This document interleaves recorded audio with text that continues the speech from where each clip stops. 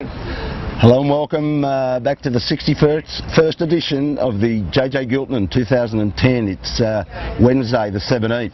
It's actually race 4, Mark. If you saw the clip yesterday, we didn't get a race away, did we? It was chaotic. They tried. To be fair, they tried really hard. There were some people who didn't want to go out, some did, and to cut a long story short, they went out.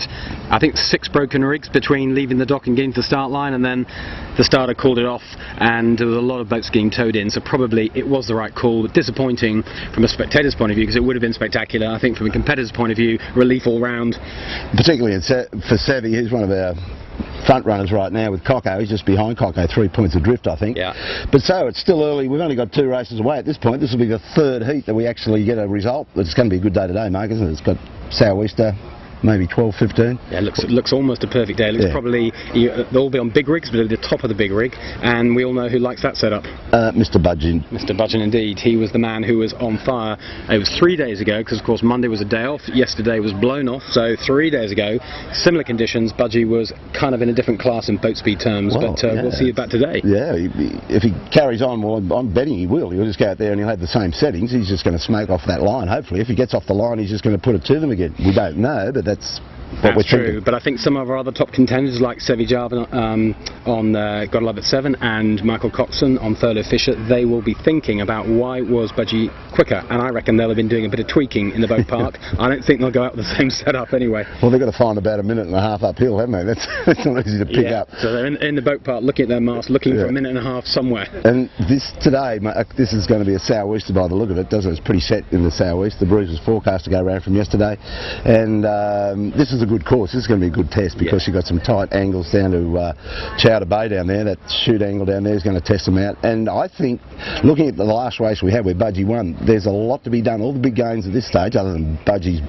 dominance on the wind at the minute, but the likes of Smeg and Coco downhill pick some pretty good angles, don't they? They were impressive, weren't they, 3 days ago? And I talked to Coco actually yesterday about exactly that, and he was saying, you downwind, you just got to do your own thing. If you get too locked in with other boats, too much stuck into this is the way we normally go, then you can miss out on the big puffs. Now, he was a pretty independent thinker. He went his own way. He split from the pack, and I remember Cocker making a very big gain downwind. Likewise, Snake. Yeah, exactly. So we should shoot over in the park and see who's around for a chat. I think Ewan McNichol was there, so why don't you have a go at him? We'll have a chat with him. Okay. See you later. Okay, I'm here with Ewan McNichol, the champion from last year, so for another 5 or 6 days you can still call yourself JJ Giltinan champion. Ewan, you're obviously not sailing this year, seen you around the boat park a lot the last few days. You're doing some coaching and some helping of certain boats, are you?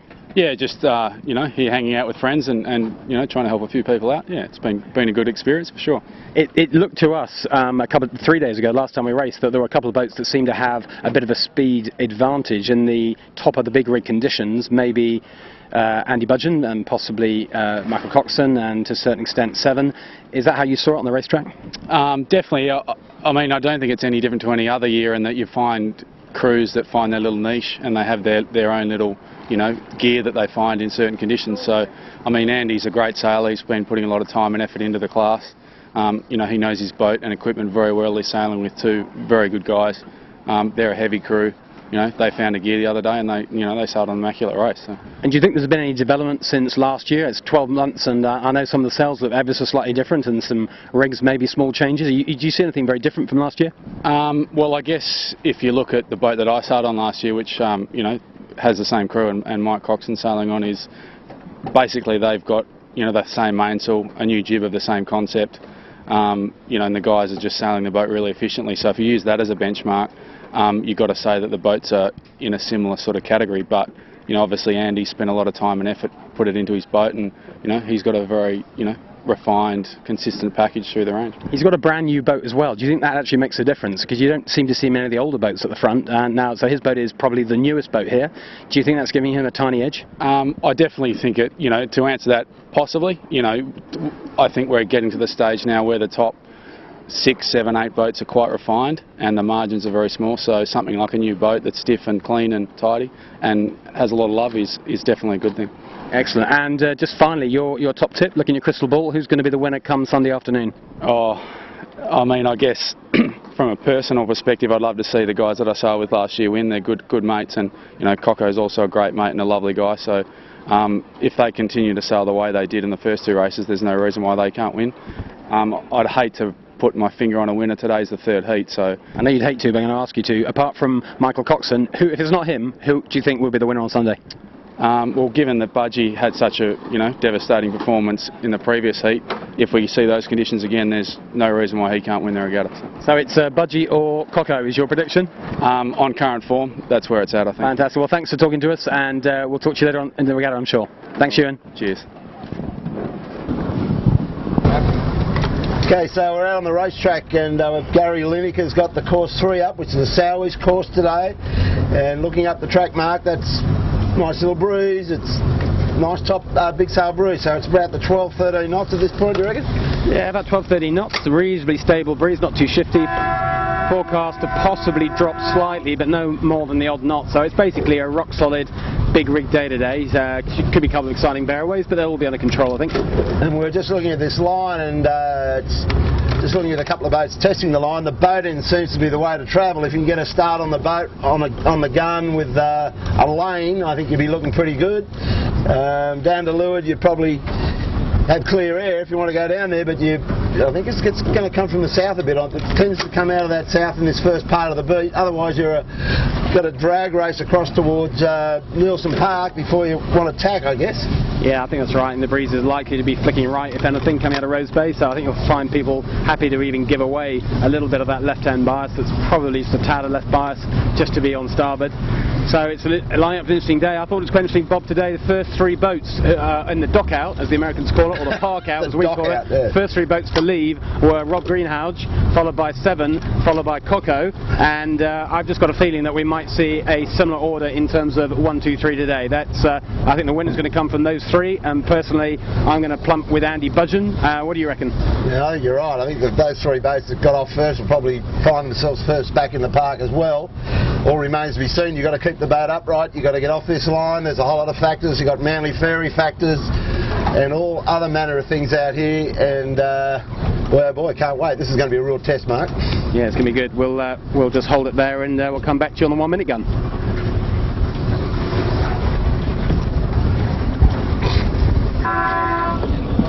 Righto, so we're inside a minute, and boy, oh boy, they're all fighting for a lane now. Coco, we just noticed, came back from the leeward end, and he's actually now just sitting on top of Sevy.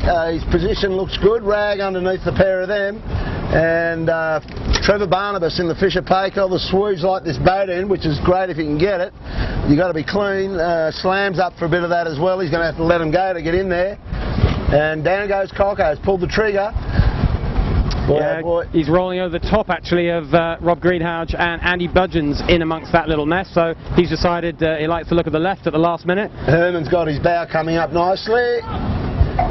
Looks like it's pretty clean at the moment. They've all controlled their emotions. About 10 seconds to go, the middle of the line. Look like they're very close. Herman winning in the orange boat. That's the Pirates boat. He's very close to the line. Got Slam right here on the committee boat looking for it. It's 5 seconds to go. They bow down. John Harris maybe just went a click early there. Yeah. Could be a general. What a shame. Yeah, Johnny Harris just pulled the trigger a little bit too early. So. And he dragged them with him. So we're back for the next start. That's a general. We'll come back to you 1 minute to the next one. See you then. Okay, so this is race 4, start 2. It's a pretty similar lineup, Mark. They've pretty much gone for the same slots they had before. 1 or 2 boats, I think, like in the look of the left a little bit. Obviously a little bit of bias down there, and Sevy's gone a bit lower, hasn't he? Yeah, we've got 7 as probably the most left-hand boat at the moment. And of our other contenders, we've got Budgie, who's middle left. Rag and Thamish just to leeward of them. There's Michael Coxon. You can just see, go to the right there, Simon. You'll just see Michael Coxon. Yeah, he's still trying to find down a spot, to the left. Isn't he? Yeah, he's in row 2 right now, but he's hoping he's going to find a gap down there. He might even try and go the full leeward position to leeward of 7. I think they'll probably defend that. Up here at this end of the line, it's looking pretty hectic. Fisher and Paykel's close to the line, and we've got Thurlow Fisher right on the committee boat. She's going to be early. She's going to cause an issue for sure. Might just be an individual recall this time. 7's looking like pressing the gun down at the pin. 5 seconds to go. Fisher and Paykel's close. Thurlow Fisher's over, but over. the rest might be okay. Individual. Thurlow Fisher's coming back. We might have to get out of here. So we heard Fisher and Paykel and Thurlow Fisher, the 2 individual recall. Otherwise, it's a clear start, and race 3 is on. And right in front of us is Club Marine, the Heat 1, and they've loved this boat in Mark. They've just clicked the start boat and they're going straight back to the south. That won't hurt them in my view, but how are we going down that leeward end? Can't quite see at the moment. We'll just have to let these boats go through us. But Sevi was down there, and Coco, we weren't sure if he got a lane, but there's 7 just sneaking. Yeah, we saw 7. It looked like she actually owned the pin, which is what she set up early to do. Can't see Coco yet. We'll get a look at them in a second. The right end, it's Slam is the best of the right-hand boats, and right now, as you said, Bob, she's got a bit of a right-hander, and I don't think anyone would cross her if they all tack back towards her now. So descend the lines, not looking that bad. Yeah, they wanted that. That's where they were the first start. Right, we've got them away finally, and let's get up here and have a look at the leeward ends, the pin end starters. 7's just got affected big time by that ferry that went through. Yeah, hugely affected. They had to slow right down and stop the boat to avoid hitting it. That puts more advantage back to Slam, who's the hard right boat, as we said before. And there's Coco, who's middle left. He also got a bit affected by the ferry, but less so. He's pretty good. He looks like he's pretty famous there. And that's Andy Budgeon directly behind him with the blue hull and the no sponsors on the mainsail. So at the moment, Coco's got a big right-hand lift. Yeah, look at that. Spurting out the middle of the pack. He's got Rob Greenhouse to windward and behind him, as is Andy Budgeon. So of the left-hand group at the moment it's Michael Coxon, and the right-hand group it's Slam. That's how it's looking. Well, we'll get you up there and see some crosses. Come back to you shortly. Okay, so we've got a gauge on who's doing what out here in those pin end starters. Caldwell Bank is having a blinder across there on that drag race to this point. And Coco just sitting to weather of him, and Caldwell Bank has got Savvy tucked away and nearly got taken out by the ferry, so he's settled himself down again. Andy Budgeon just behind that pack, trying to catch up to that leading 3, but got a lot of speed. Asco's going well, Mark. Asco going very well, actually. They haven't been happy in these conditions previously, but they've repaired their mast twice, changed their centreboard. They've got 3 injured battered crewmen, but I tell you what, that's a cocktail that's working for them. Yeah. Coco tacks on the port, manages to get nicely on 7s there, which they'll be happy about. And of this group here, it's between Asco and Caldwell Banker, as you said, having a great day. But there's Andy Budgeon going in on starboard. I think you'll find he'll take the transom of Caldwell Banker, get right in off those rocks. His issue is, can he cross Asco? Don't think he can call for water, so he's trying like hell to get up to Asco's line, because this is very important this stage of the race to get a clean lane out. But Asco really performing well today. They're actually in the mix. They're going to possibly affect the outcome of this race. Yeah, they're motoring. They could be a regatta buster, but I tell you what, Robbie Greenhouse just hasn't got the boat speed out of that in that pack. He's just found out he's a bit slow. I think Asco's just fallen in the water. That ferry completely sucked the air out, so that's given Andy Budgeon the lane out of jail. So that's we just got the camera on Michael Coxon at the moment. He's probably the leader of this group. If you just look round to the right now, Simon, you'll just have a look at that's Andy Budgeon, who's now tacked on port, with round to the right slightly more, Simon, and there is Asco just going behind him on port, on starboard rather. So Andy Budgeon did get a lane out. He's now got clear lane. If he's still got that boat speed advantage, now's the time to actually use it. He's not a million miles off the ley line. So just to recap, our leaders at the moment are Michael Coxon on Thurlow Fisher. We've got 7, who's definitely in the mix, but not quite as far advanced as Coco is. And then we've got Andy Budgeon, who's with the hardest left boat, now on port, coming back towards the group. We'll see how it all works out near the top mark. Right up there is just watch that cross. They went back to the south. There's the Swedes in the gill. Yeah, the Swedes. Right up there. Swedes did a lovely job, didn't they? Very interesting performance for them. It'll be interesting also to see where Slam ends up out of this, but Slam was the hard right boat. She's carried on starboard, and she's probably in the top 10, but only just. So turns out the left, despite that ferry, the left-hand group were the advantage group. Okay, cut from this, we'll see how they work themselves out around this top turn mark in Rose Bay.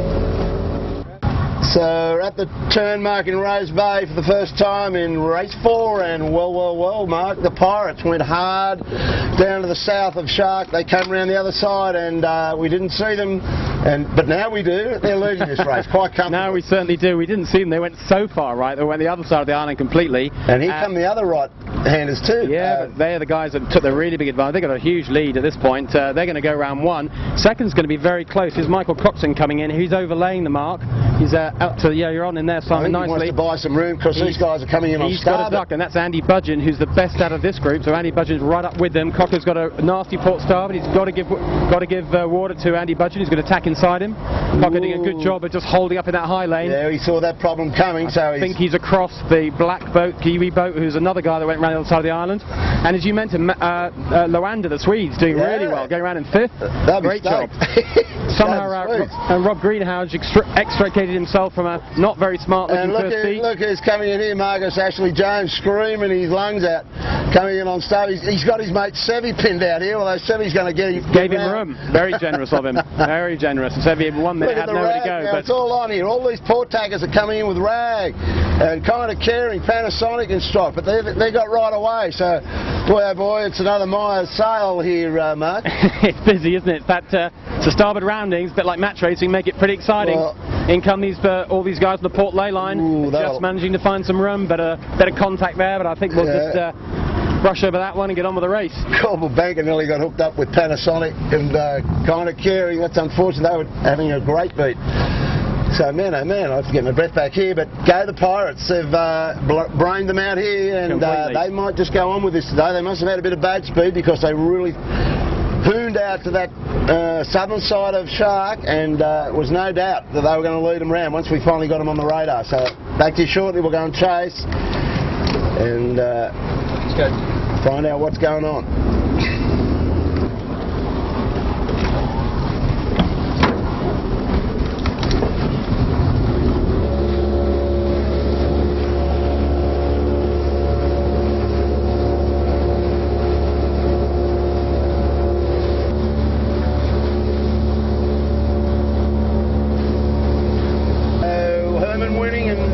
Pirates will lead this race. You can see the chasing pack now.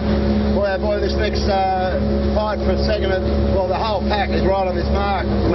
Very close, isn't it? Yeah, Herman, great job down there, but to be fair, all the rest of the back have caught him up a lot. And second round, there's going to be Andy Budgeon. Cocker's going to go around third. Seven's on the outside of that group. And there's another whole bunch of boats. That's Rob Greenhouse. Robbie Greenhouse. Oh, my word, he's put it in. And man, he's put his rig. He's got people all over his rig. This is going to be ugly. My word. That could be a broken rig. And they will probably get joined together. There's a lot of verbal going on there, a lot of advice for Rob Greenhouse, not the kind of mistake you normally see him make. Anyway, somehow or other. Compound everything, isn't it? Look at these Club Marine's now wrapped up, the Kiwis are wrapped up to Ranham. I think the safe bet here is take a wide berth, keep out of the trouble. Rollo in the slam, chaos. Weighing it up properly. Roller did a good job, didn't he? Roller kept out of trouble there very nicely. Marcus actually, look at those guys scramble. Oh. Don't think Club Marine's gone round the buoy yet, has she? She's got to go all the way back round at this point. That's what you get when they all come together on turn marks. You've only got to lose your step, and you've got a major. And Robbie Greenhouse, that would put paid to his day today. I don't think by the time he sorts that out, he won't make a comeback from that. And in reality, he's going to have to do at least one turn, if not retiring. He might have caused some damage, but at least I think his rig's okay. I thought they were going to break his rig for a second. Anyway, in the meantime, the race is carrying on up front. Herman has made a break, but it looked to me like Furler Fisher and Andy Budgeon and Seven closed right up to him. My word, and this next beat will tell us how well Herman's sailing the weather in the pirate ship. Did a good job up that first beat, but now the chasers have got him in their sights, so hold on to your seats. There's Herman just going up the centre now, so we'll get around this pack, give him a bit of room, and just get a beat on how well the height and the speed of Andy Budgeon and Cocker. So, Herman winning in the pirate ship is going to be under the pump to find out how well his speed was to weather. Well, it's all evaporated very quickly, hasn't it, Mark? We just saw Gotta Love It, who was probably 4th or 5th. They just stepped out a bit further to the south, and they just hooked up into that southerly lift. And that's Herman just taking a penalty turn. He tacked right in front of Cocker, way too close. Cocker had to do a big bear away to avoid hitting him, so he's decided to take the pain, do the penalty, and stay clean for the rest of the race. But you're right, all three of them look quicker than him. At the moment, we got a right-hand ship, which is why Seven's looking pretty famous. But Budgie looks like he's got plenty of pace. He's the lure of those three. That breeze goes left even a little bit, he'll suddenly look good. But right now, our leading three, the three we thought would be our leading three, have made a pretty big break from the rest of this group. Yeah, and I've got to tell you that Smeg, who was really way back in that turn mark in Rose Bay, he stepped out to the right here as well, and he's going to have a crack. So he's behind Slam, but he's going the right way up this beat, and I can tell you this much, that by the time they get down to what is it? Down to, anyway, that mark down right down. I know the one you mean. The one at the end of what will be a scary reach. There's a spinning. So we've got to beat another half of this beat to go. Then we've got the really tricky reach. Chowder Bay. Chowder Bay, that's the one you meant. Yeah, just think of the American soup. Yeah. And so there's a scary reach coming up, but there's half a beat to go yet. We'll see how this develops, but it's a battle between Seven, Thurlow Fisher, and Annie Budgeon on Project One. It's likely that one of those three is going to be at the top mark first. See you there. Okay, so we're at the double bait turn mark, and boy, hasn't this deck of cards been cut and shuffled a bit here. Seven's got the lead mark, hasn't he? But Slam is the big mover. Slam was about in 8th position around that bottom mark. He and Rag have had a blinder. Herman melted down, and but Coco is still in touch, and Budgie is still in the mix. Yeah, exactly right. Unfortunately for Rag and Famish, she's got a horrible lay line. She's under the lay line, and she's got a lot of dirty air. Seven have played this beat really nicely. They took advantage of that first big right-hand shift and have taken a little bit of control since then. Slam also went up the right-hand side. Big gainer for the right-hand shift, but also she's sailing fast. And here comes Coco. Coco and Rag and Famish are going to be very close to third. I think Rag's just going to get there, and just behind them is Budgie. That looks like that's our top 4, and there's top 5 rather. And of course Herman rounds up in 6th position. Around they go in Budgie. And they've pulled the chutes. I was just saying to you before whether they'd throw these chutes up, but they've gone for them. Big bear away from Budgie. Just keeps the bow out the water, and as you're absolutely right, Bob, Seven's gone with the kite, Slam's gone with the kite. Actually, they're all going with spinnakers now. Yeah, well, the first one does, they're all got to go, so Coco's up. So they believe they can clear Bradley's in this first little sprint. We better get going to catch up with them. They're going to be going fast. So I think our leader's going to come from this group. Let's see how they handle this nasty 2-sail reach.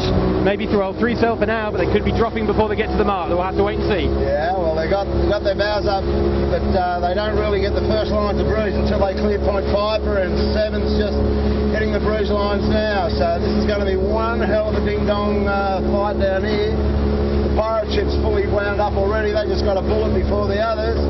Well, Coco just taking the stern of that yacht, and Budgie's got to flag it, so they're not happy. They've got a precarious little manoeuvre there.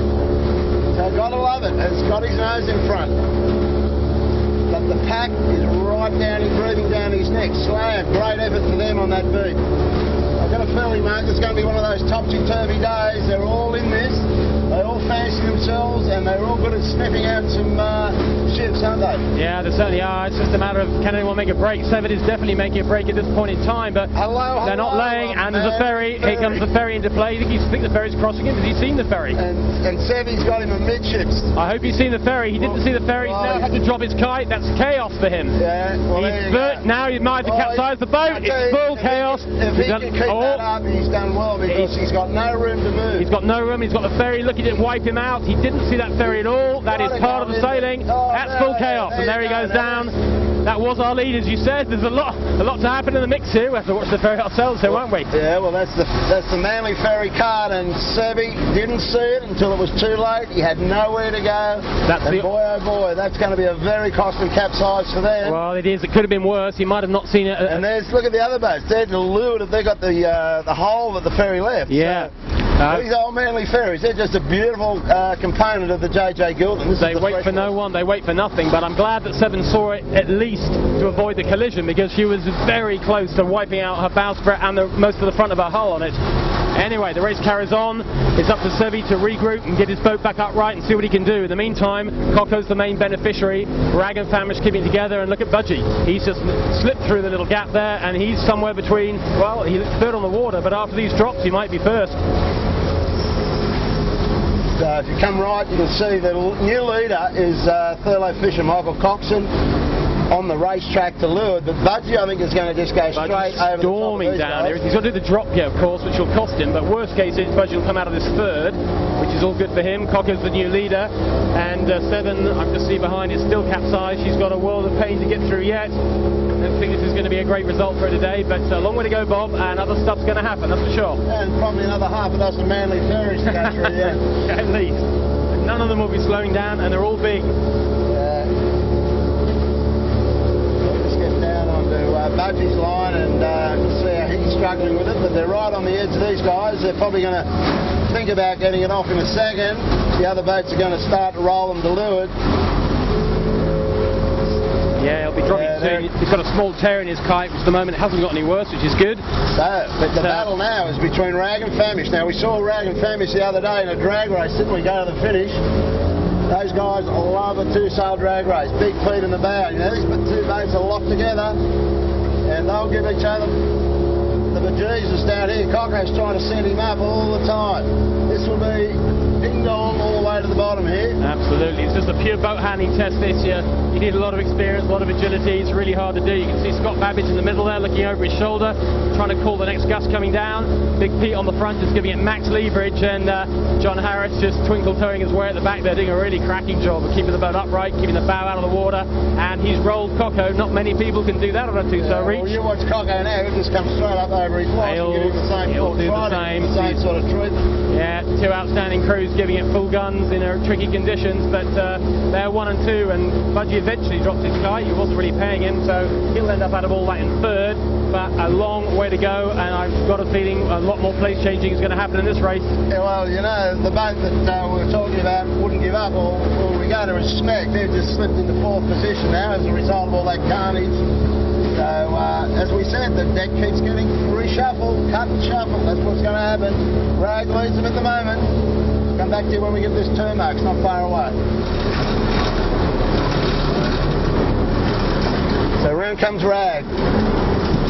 Got the better of Michael Coxon about 5 minutes ago, and Cocko will be wondering how in the hell did he do that, because he's got one of the hottest crews out here. So that's a nice little victory to the Rag at that point. Now they've got the challenge now. Can they go on with it and stay away from the ferries, because that's going to be the real challenge. And also after the first beat, Bob, is then when you go to the right-hand side of Shark Island, because they got to think about, are they prepared to go to the left-hand side? Because the right side definitely was the favoured side, so that will cause an issue. I got a feeling Rag's hoping everyone goes their way and doesn't give them that dilemma. But anyway, just to recap where we're at, because we've got a long way to go yet in this race, but Rag goes round 1 in first position after a fabulous two-sail reaching demonstration. Michael Coxon ends up in second after all the carnage of the ferry. Project 1 at Andy Budgeon ran in a very solid third. Herman Winning goes around 4th. Smeg, big recovery today from them in 5th, and Slam, also great recovery from them. That in 6th, that's our top 6, and there's a big gap after them.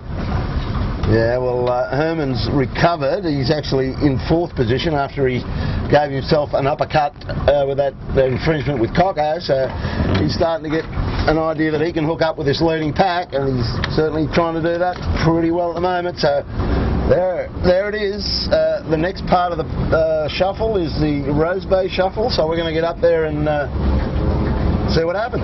See you there. Caught up to our leader, Rag and Famish, Johnny Harris, Scotty Babbage and Big Peter in the bow, Peter Harris. And these are the undisputed two-sail drag boat champs right now, eh, Mark? They certainly are. If they are to hold a two-sail reaching contest, there's no question who the favourites would be. That was an extraordinary display.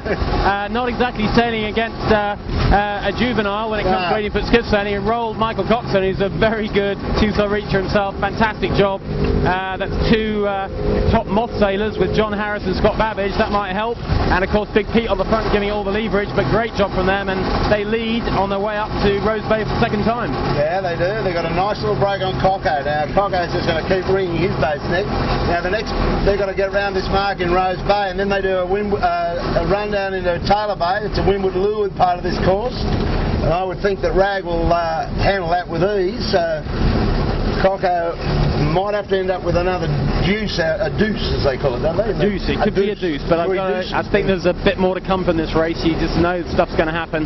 Too early, yeah. Everybody hitting the hard right side coming into Shark Island, because it obviously paid on the first beat, so Cocko's doing the same here, and Budgie's decided to tack away, so Budgie's the one guy who might be able to get in amongst these two, I think. But I'm kind of thinking it's one of these three boats who's going to be our winner today. Just looking at Budgie's mainsail, we were commenting on it the other day. It just goes completely manic when it gets a puff in it. It's like a big windsurfer rig, isn't it? Like those big access boards that you see. They just throw all the air out and they just go inside out. But I tell you, it doesn't slow him down one bit. It doesn't slow him down. And Coco, we just the closest boat to us here, flying along upwind as well. He's got a lovely looking setup. His mainsail's nicely balanced. Got the boat bang upright, of course, as you expect. And it's very hard to see any boat speed differences between these three boats right now. But you remember, Bob, 3 days ago, Rag and Famish was one of the fastest finishing boats. Yep. You reckon she had a very good setup in these conditions? And I know we just saw her doing an amazing two-sail reach demo, yep. but actually upwind, she's pretty quick too as well. Yeah, well, these conditions are pretty much what she ended up with at the end of that race when she performed so quickly. So she's just walked straight into the next stage of this fourth race, and it's not surprising. But remains to be seen if Budgie and Coco can come back to this boat, but they're looking rock solid at the moment. Come back to you when they turn this mark in Rose Bay. Race heating up nicely. Long way to go yet though. So round comes Rag. Consolidated that lead, didn't lose any. Maybe put another couple of boat lengths on him for mine mark. Going straight into the bear-away set. Normal sort of manoeuvre here. Set the chute, head towards the island, then jibe off. And then reset yourself up for Taylor Bay. He looks good, doesn't he? He's looking sailing beautifully. So he's clear round first. Second is Coco. He's coming to the mark now. He's overlaid a little bit, but he'll be all right with that. And that's Budgie behind him. A big gap after that. But just looking in the far distance, Bob, we know we saw 7 have that problem with the ferry. Well, they did right themselves, got themselves back to about 9th, but clearly they believe they've got to roll the dice. They've gone to the other side of Shark Island. South, they have to. They've gone hard right. So way out in the distance, they are giving it a go. I would have to say right now, it's not looking that pretty for them. Bear in mind where they were previously. I'm just looking at the boat they were fairly near to. Right now I'd say they're losing out, but they're taking a chance because I think they feel they're here to win the championship. They're not bothered about anything other than winning this championship, and they feel that if they score something like a 9th or 10th today, that just puts them too much out of it. Now look at this. Now Coco's decided to follow Rag around the south side of that island. He doesn't want to get hit too hard here because he's going to have to throw that chute away. There you go. You can see just to the left, there's 7 as we were talking about, going the long way around Shark Island. But you're right, Coco had a bit on there. Normally, on this course, we see the boats jibe and go the other side of Shark Island, but you can see Rag though, Mark. He's got his bow down beautifully. He'd be aiming pretty much straight at that mark. So that's the shortest route, is to go to that side of the island. Right. And there's a lot of pressure there. I think they probably remember that's where the strongest breeze was, so they're heading off for it. And the Rag's angle, she's full noise down there, bearing away. You can just see the spray in the far distance coming off the back of the rudder. Plenty of pressure. So that's our 1, 2, 3, and a long way back, just going around now. Back at the mark here, we've got Herman winning on the Pirate boat. He goes around 4th. And he was leading, if you remember, but he fouled Coco on attack, had to take his turn, and you can see the kind of distance that it cost him in the end. And round 5th, Smeg putting in a solid performance today. For my money, he's probably going to catch the Pirate boat. A very good team in these conditions. Anyway. Put a lot of heat on him, and then it's slam after that, and then there's a very big gap. We've got our Kiwis on the Scotty Kennedy. Scotty Kennedy, indeed. He's going to be around at about 8th, and then I think just after him in 9th position, it looks like it's going to be 7. So after the long trip around Shark Island, 7 has, well, she hasn't gained on Scott at all, but she hasn't lost too much, so maybe it was worth running the risk. Slams the next boat to turn this Rose Bay mark. A little bit of screaming and yelling. Jackie Young there. Yeah, a bit of advice from Jack. Friendly, warm, patient advice, I think you'd call that. Yeah, a little tap on the back. Yeah, good example to young sailors. If in doubt, shout louder. Anyway, so that's where we're at for this race, and there's 7 just in the camera. Was our leader, had the ferry drama. That's a piece of video we might be seeing a few times the next few days. And they have got to find something because they are several points behind their two arch boats, Coco and Budgie, and I don't think a 10th's good enough for them today, Bob. No. Not a good day. So we'll chase them down. Hopefully we'll get some action out of them. It's quite a bit of fun clearing this wharf on Shark Island. So as soon as he gets his bow down, we'll be hot on his transom and see if they can give us some fun. Here we go.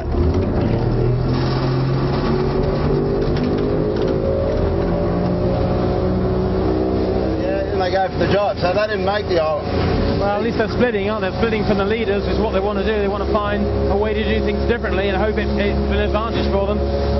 So they were the first boat to drive and take the other side of Shark Island. Yeah. But they've got a lot of catching up to do. I think it's unrealistic today they're going to do that. We'll see how the leaders are doing back at the, down at the bottom mark.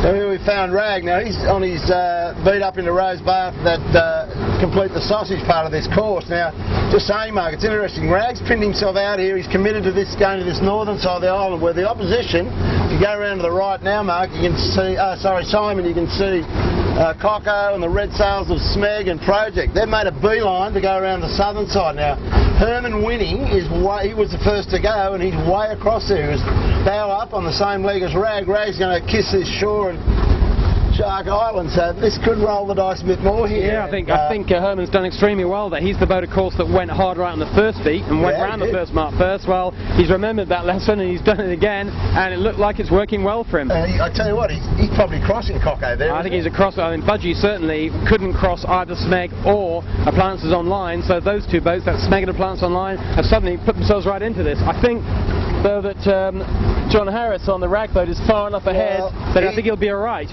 Well, I don't know. I reckon he's sweating up a bit in the brow there, because he's had a look at him. He knows they're there, and he couldn't go down there. So he's pinned out to this side. This is getting interesting.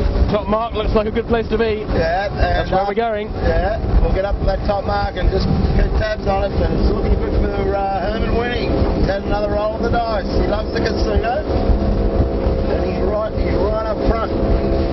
So Rag and Famish, just sheer tenacity and a bit of luck, I think. He's still in front, Mark, but he went hard back to the island, didn't he? He didn't want to go too far east. Yeah, he had a look at it, but he was pretty committed to his side, so they couldn't really switch sides at that point. I think they did the right thing. They realised they were going to lose a bit of their lead, but they're not going to lose all of it. And in fact, they go around still comfortably in the lead for the last time around Rose Bay. They just got one screaming reach and a short beat to the finish, and they look like they're in pretty good control to win this race, so they get round first. But the big news... How's the race for second look? The second, look how close this is. Herman Winning, rolls the dice, goes hard right, other side of Rose Bay, another brilliant decision. You can't say it's lucky if you do it twice in a row, can you? Yeah. So he's going to be round second, well, or is he? Actually, Michael Cox is just rolling him. Got his nose in front. But Coco's going to just get round in second, followed by Herman in third, and behind him it's Budgie and Smeg, and this group are, I mean, any of them could be second, couldn't they? Yeah, it's going to be a real battle down this next leg. Yeah, it's going to be on for young and old down this run, and the work back to the finish. So it's going to be a great reach. Again.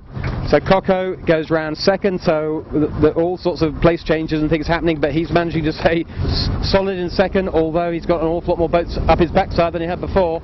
There goes Herman, he'll be around third. Budgie's got a nasty little port approach to Smeg, who of course is on starboard, so he's probably going to have to let Smeg go inside him. Not a lot he can do about it. So that'll be Smeg round in fourth, Budgie in fifth, and Budgie's going to not want to end up in fifth. He'll want to improve on that. Let's see how they go down this reach. Yeah. Go the Pirates. He's having to rag his kite, otherwise he's going to have his boat in several pieces. That looks very close to me. Oh my word. He's just going to get round the wharf. Woof. Well, you got to be brave and you got to be skillful, and he's both. You got to give it to him. That's a full pirate attempt there.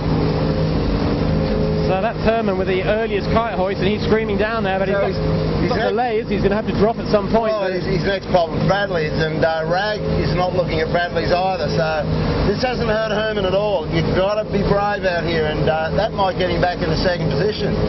Coco's still the weather of him, but boy oh boy, we've got a great race, and second and third and fourth are all up for grabs here. Budgie's still going two sails. Smeg's got his chute on, going hard, you can see. So well, boy, stay tuned. We'll come back to you when they condense up on Bradley's, because I think and by the way, here comes another Manly Ferry, you little beauty, and it's going to come into play here in about another 3 minutes or so. So Manly Ferry, Simon, just right off our bow, coming out of the harbour to greet these boats on this run to Applebite. Great bit of action coming up. Come back to you shortly when it comes on their radar. Okay, so here's the ferry game again. Outward Manly bound ferry. Budgie's luckily seen it, and he's taken the high lane, so he gives himself every chance of going around it. Done pretty well, Bob, hasn't he? He went higher than Smeg, but he went around behind Smeg, but he delayed his hoist, got on the high lane. He's already rolled Smeg, pointing at the target. I think he's about to roll Herman. He can see a third place in his sights here, and he's trying as hard as he can. So right now his battle is to try and get over to Herman, who's ahead but to leeward. Got a bit of nasty wash to get through here, which is never a pretty thing to do in a skiff. Through the Manly wash. We'll see how they're looking down that bottom mark. There's just a half a reach to go, and then there's a beat to the finish for race 4. So this is the race for 4th and 5th. Smeg doing all he can. Budgie on a hot one up high. You can see the blue chute really accelerate there. He's got a great squirt, and so he's rocketed through Smeg now. Smeg just picking up a line of his own, but in the front, yeah, there's Rag now, right off our bow. He's way down below that turn mark, and but he's still got his chute on. Great spot. He'll just rip that off and go 2 sails. Yeah, but Budgie's going to make a gain on all of them because he's in the high lane pointing at the target, whereas the 2 leaders are going to have to drop their kite to 2 sail reach across to it. But this is going to close up again at the bottom mark. There still may yet be some big place changing.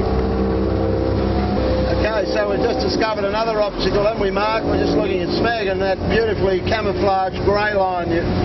I don't think it's even an Australian Navy. It's looking a bit too flash for us, but that ship has just left Garden Island, and that boat will be smack bang in the road of these boats as they beat back to the finish. So there's another one to throw into the mix. Yeah, Smeg decided now's the time to get rid of the kite, and they're just going to do the 2 sail reach in here. Meantime, Budgie caught right up to Herman. Hasn't overtaken him, but going to be quite close by the time they get to that mark. So it's Rag and Famish, first round. You can just see her silhouetted under Sydney Harbour there. She's already round. Third official, that's Michael Coxon. He's second round. That's Pirate Boat. Herman, he'll be round third. And then the blue kite, Budgie, have your problem dropping his kite. Hopefully he'll be round 4th. And Smeg in 5th.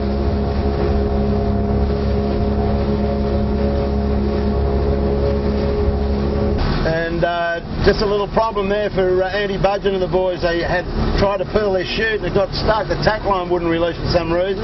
Yeah. So they've lost a position to Smeg, who just steamed straight through. All that hard work they did on Smeg, lost it in just 30 seconds. You said tack line jam, the swings and roundabouts continue. And now Budgie was thinking about trying to overtake Herman. Now he's got to get Smeg out of his way first of all. And he's only got 1 more beat to the finish. He's running out of time. Looking at the moment like he might end up in 5th position, but he'll fight hard for the 4th. Well, they've all seen this big grey warship leave Garden Island, so they're all gone well to the south, and that's probably where the lifted pressure is anyway. So effectively, if they've taken that obstacle out of play, they'll all go to weather of it. So we'll just settle down here now and just probably a bit of a problem. We would have probably got a better finish if somebody had attacked early and put some heat on those guys that went south. But anyway, it's the way it is out here sometimes. Okay, right up over the top of Rag there now, and he's taken. Yeah, and he's giving himself every chance now.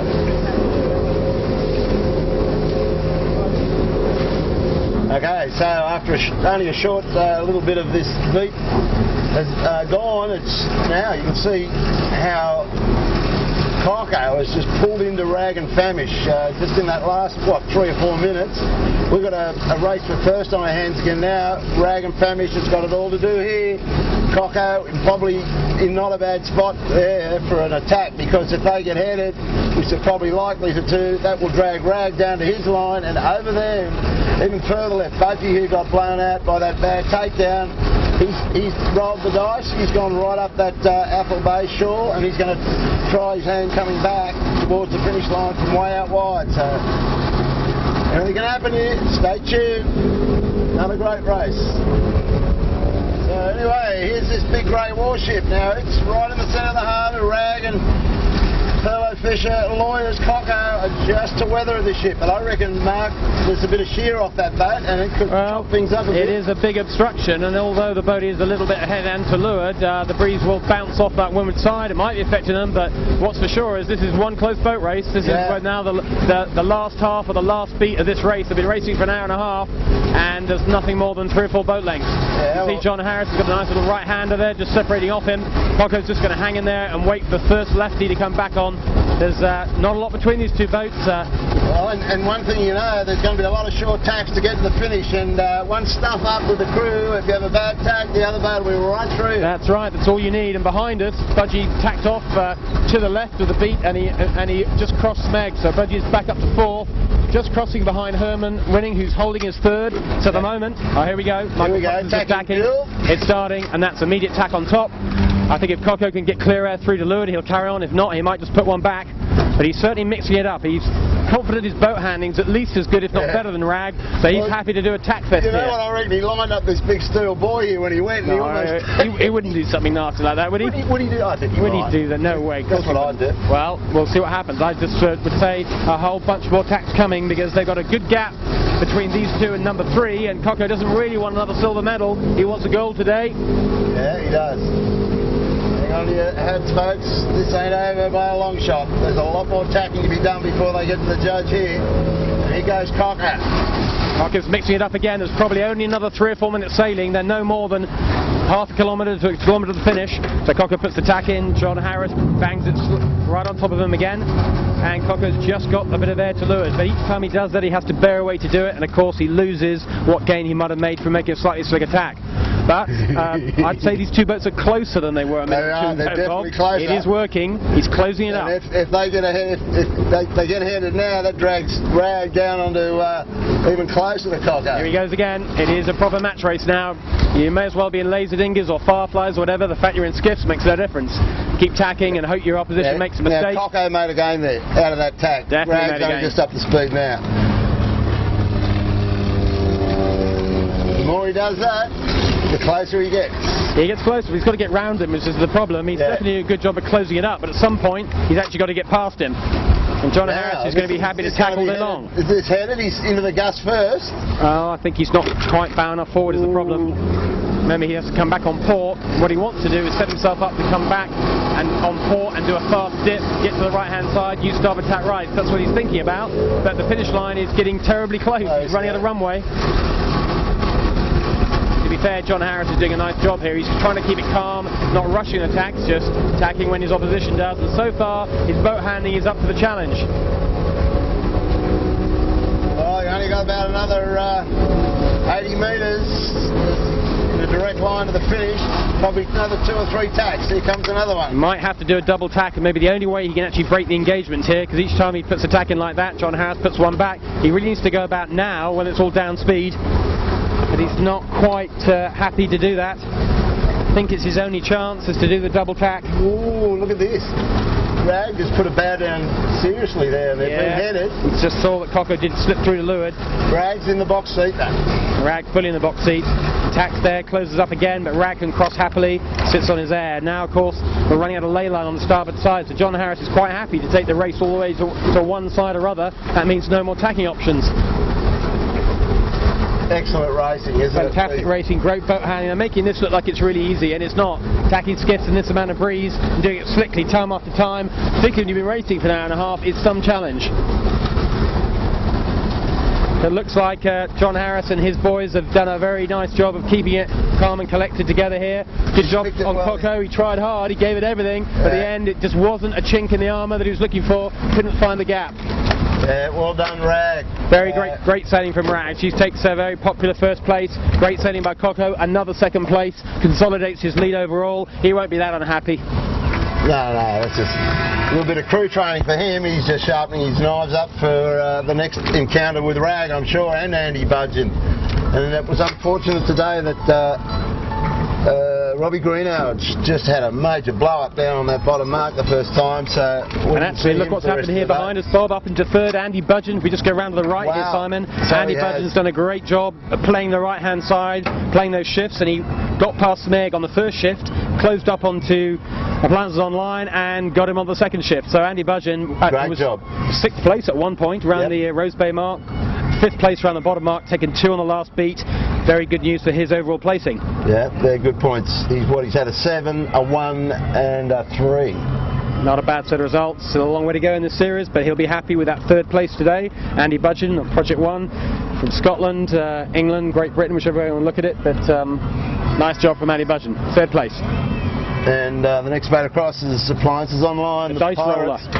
the casino player. Yeah, he likes getting up close to the table, doesn't he, and throwing the dice. He's rolled them and he drags them all in with him too. Yeah, And he went to the other side of the island, he dragged them all with him. Next time we go to the casino, we should take him with us, shouldn't we? 'Cause he rolls them beautifully. He scared the hell out of me. He did, so that's a solid third place for Appliances Online, did a nice job there. And just behind him is going to be Smeg. She's been solid all day, hasn't she? She made a great recovery, and she's worked hard for fourth place. Roll on camera. So Smeg comes in fifth position. Nice work from Smeg, and then there's a very big gap after that. And we'll probably just cut the camera now because it's quite an interesting battle developing for 6th and 7th place between Slam and Seven. We'll come back to you in a second.